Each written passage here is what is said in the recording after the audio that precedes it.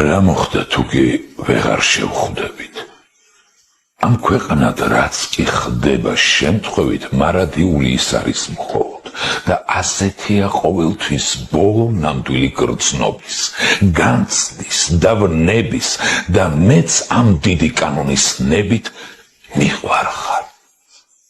მაგრამ ამ სიტყვას ახლა იაფის სცენის სურნელი ახლავს, რაც არც უხდება და არც სჭირდება, ამიტომ ალბათ გამიჭირდება მისი წარმოთქმა, მაგრამ გახსოვდეს, მაგრამ გჯეროდეს, რომ არასოდეს არ დაგავიწყებ ჩემს ხმას და სახელს, შენგან მრავალი ტკივილის მნახველს და გზა, რომელიც გაიყო ორად და უკვე იქცა ცოდვად და ჭორად, იყოს დღე გრძელი, რომ შენი წილი თავისი ღორღით, მწვriთა და ჭრდილით ტანჯვის გზად იქცეს და უცხო თვალი ყრმის თუ მოხუცის, კაცის თუ ქალის ხედავდეს მხოლოდ ამ გზაზე მავალს, რადგან დღეიდან მე შენი ხმა ვარ,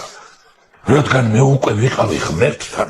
და მოვიგონე ეს გრძნობა ჩემთვის, ჩემს დასაცავად და დასაღუპად და რისხვა გულმა, რაც დააგუბა, რაც გულს აქამდე ძალით ეკავა, წვრილმან გრძნობების წასალ ეკავად გასასვლელს ეძებს, რომ დღეის იქით შენს ნაკვალებზე დიოდეს იგი და უსასრულოდ დღისით თუ ღამით და თუნდაც მხოლოდ სულ ერთი წამით იქცეს კოშმარად და მოჩვენებად და გიფრთხოს ძილი და მოსვენება, რომ ფრთებშეკვეცილ ფრინველის მსგავსად აღარ შეგეძლოს გაფრენა არსად. მე რა მოხდა